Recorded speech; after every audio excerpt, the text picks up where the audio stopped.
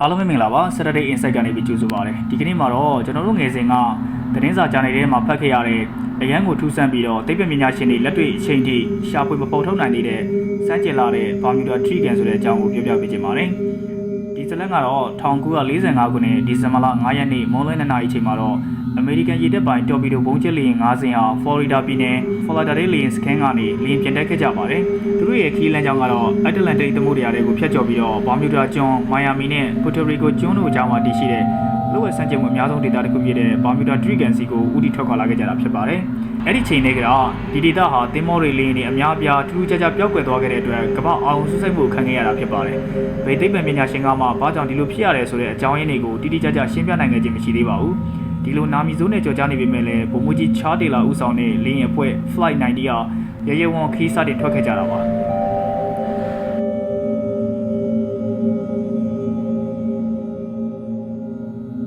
သူမှာနိုင်ပေါင်း2500ကျော်ပြန်တန်းမှုတဲ့အတွေ့အကြုံရှိခဲ့ပြီးတော့အဲ့ဒီအချိန်ကာလအတွက်အလွန်ကျွမ်းကျင်တဲ့လေမှုတစ်ယောက်ဖြစ်သတ်မှတ်ခံခဲ့ရပါတယ်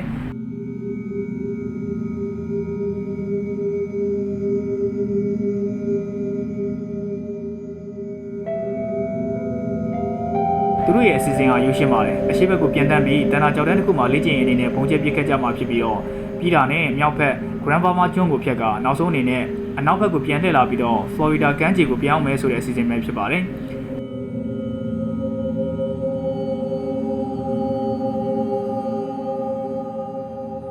ထောက်ခါချိန်မှာရာသီဥတုကလည်းအလွန်ကောင်းမွန်နေပြီးတော့အရာအလုံးကစီစဉ်ထားသလိုပဲချုံးဝင်နေကြပါတယ်။ဒါပေမဲ့သူတို့မြောက်ဘက်ကိုဦးတည်လိုက်တဲ့အချိန်ကစပြီးတော့ကြောက်စရာကောင်းတော့ထူးဆန်းတဲ့အဖြစ်အပျက်တွေစတင်ပေါ်ပေါက်လာခဲ့တော့တာပါပဲ။ထောက်ခါပြီးတနာရီ45မိနစ်ကြာ3နာရီ45အချိန်မှာတော့ဗိုလ်မှူးကြီးတီလာဟာစကန်နဲ့အဆက်အသွယ်လုပ်လာခဲ့ပါတယ်။သူ့တန်ထဲမှာတော့ရှုပ်ထွေးမှုတွေနဲ့စိုးရိမ်ပူပန်မှုတွေအပြည့်အဝပါဝင်နေခဲ့ပြီးတော့သူပြောကြားခဲ့တာကတော့ကမ်းခြေကိုလုံးဝမမြင်ရတော့ဘူးလမ်းကြောင်းကြီးလွဲသွားပုံရတယ်ဆိုတဲ့စကားပဲဖြစ်ပါတယ်။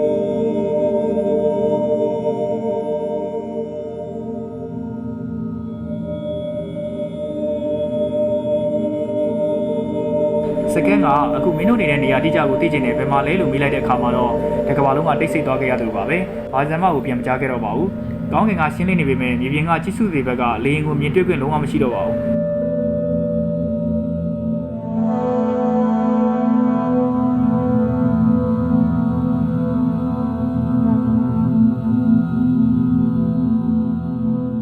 ခဏကြာမှာတော့နောက်တစ်ချိန်ဆက်သွယ်မှုပြုတ်လို့လာပြီးတော့ဘယ်ဘက်ကိုသွားအောင်မှမသိတော့ဘူးအရာအလုံးကပုံမှန်မဟုတ်တော့ဘူးသမုဒ္ဒရာရဲ့အသွင်မြင်နေတော့ထူးခြားပြောင်းလဲနေပြီးတော့ဘာလို့မှမသိတော့ဘူးလို့ပြောလာခဲ့ပါတယ်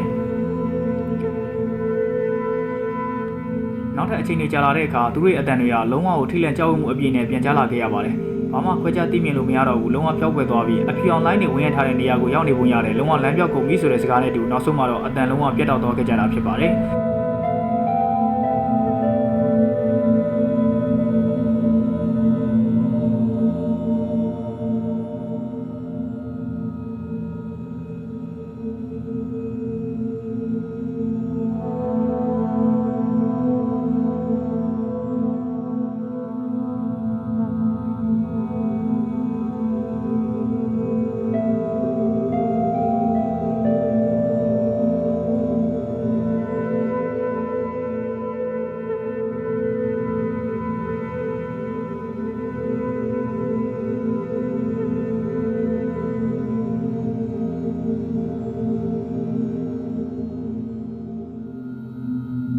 အကူအညီပေးဖို့ဆေးလို့လိုက်တဲ့လေယာဉ်နဲ့ဆင်းလဲသူတို့နောက်ကိုလိုက်ပြီးတော့ချက်ချင်းပဲပျောက်ကွယ်သွားကြပါတယ်မိနစ်30အတွင်းမှာပဲလေယာဉ်6စီးနဲ့လူ29ယောက်ဟာဒီကျေပြောလာတဲ့သမုဒ္ဒရာကြီးထဲမှာလုံးဝပျောက်ကွယ်သွားခဲ့ကြပါတော့တယ်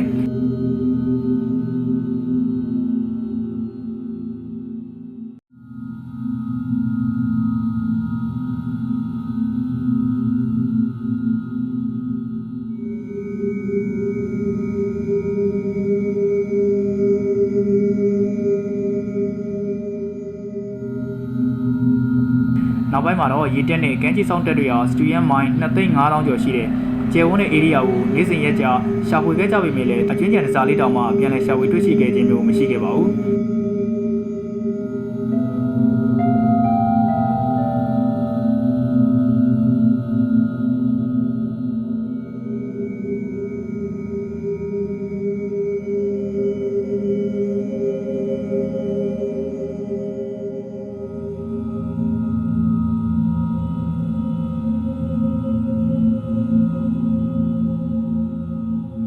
နေ့တည်ကြာလာတဲ့အခါမှာတော့ဖြစ်နိုင်ခြေရှိတဲ့အကြောင်းရင်းမျိုးကိုလေ့လာဆန်းစစ်ခဲ့ကြပါတယ်ဒီဒေသအောက်မှာရှိနေတဲ့ရှေးဟောင်းမီးတောင်တွေရဲ့အကျွမ်းကျန်တွေကြောင့်တန်လိုက်တဲ့အားပြင်းထန်နေတာမို့လေရင်တွေရဲ့လမ်းပြကရိယာတွေပေါင်းဝန်းသွားတယ်ဆိုတဲ့ယူဆချက်လည်းရှိတယ်လို့ရေရောက်ကထွက်လာတဲ့မီသိန်းတက်ငွေတွေကြောင့်တင်မောတွေရောလေရင်တွေပါထိခိုက်ပျက်စီးရတယ်ဆိုတဲ့ယူဆလည်းရှိနေပါတယ်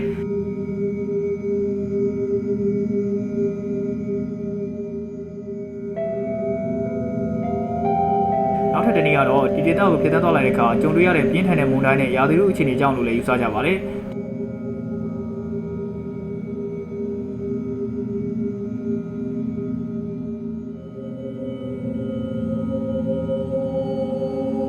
ဒီလို theory အမျိုးမျိုးထွက်ပေါ်ခဲ့ပေမဲ့လည်း Bermuda Triangle ဆိုတဲ့နေရာဟာဒီအဖြစ်အပျက်တွေကိုအစပြုပြီးတော့ကမ္ဘာသားတွေရဲ့တည်ကျင်စိတ်နဲ့နားမလည်နိုင်တဲ့လှုပ်ဝက်ချက်တွေကိုထောက်တာသိသိထားတဲ့နန်းနဲလာတဲ့သမုဒ္ဒရာကြီးတစ်ခုဖြစ်ဒီနေ့တိုင်ရှိနေတဲ့ဖြစ်ပါတယ်အားလုံးကျေးဇူးတင်ပါတယ်ခင်ဗျာOf the pilots in Flight 19 had strange things happening with their compasses as well. Shortly after making this decision to fly northeast, some of the other pilots argued that they were actually in their correct flight pattern all along and argued that they should turn west back towards Florida. Taylor reluctantly agreed, and Flight 19 began heading west back towards Florida. The only problem was they were already so far out in the ocean by this point that they had a long distance to go to make it back to Florida. Flight 19 continued heading west until at some point Taylor decided that they had tried going west enough and then once again set Flight 19 on course to head back northeast. Flight 19 was going nowhere at this point and began running out of fuel. They likely crashed into the Atlantic Ocean somewhere north of Abaco Island and east of Florida, ending all 14 men's lives. As for the two rescue planes that went out to search for Flight 19, witnesses actually believe that they saw these two planes' final moments. Witnesses on ships nearby reported seeing an explosion far out in the distance. The type of aircraft being used for this rescue operation had a well-known fuel problem, and it's likely that some kind of fuel leak caused this mid-air explosion.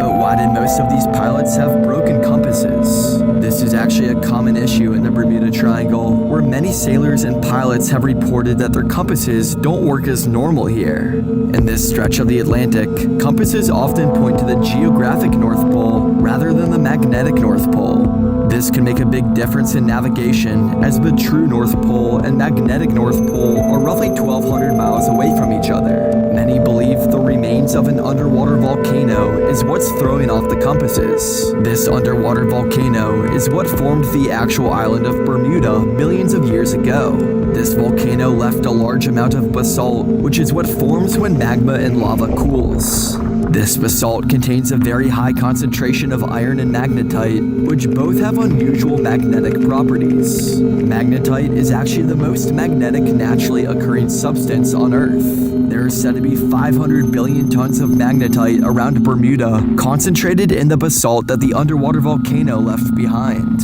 These magnetic properties in the basalt is likely what threw off the compasses of Flight 19's pilots, as well as many other pilots and sailors who have navigated through the Bermuda Triangle. Researchers have found that compasses can be off by 10 degrees due to the vast amount of magnetite in this area. These volcanic remains have been detected 200 miles from Bermuda, showing that a large area of this triangle could have unusual magnetic properties. Some argue that this magnetic interference is only a small reason as to why planes often go missing in the Bermuda Triangle, however.